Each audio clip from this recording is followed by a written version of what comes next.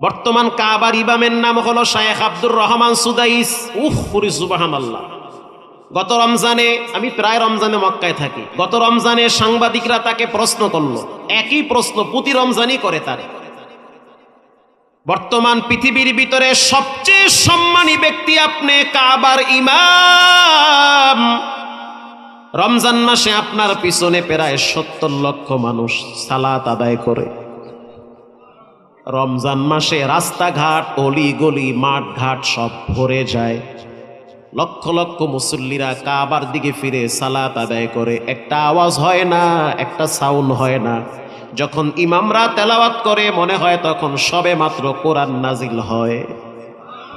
এত চমৎকার কোরআন। সাংবাদিক প্রশ্ন করলে এত সম্মানের পাত্র কেমনে হইলেন? তিনি জবাব দিল, দুইটা কারণে রব্বুল আলামিন আমার মর্যাদার সম্মান বাড়ায় দিছে। এক নম্বরে মায়ের দোয়া, দুই নম্বরে কোরআনের বরকত।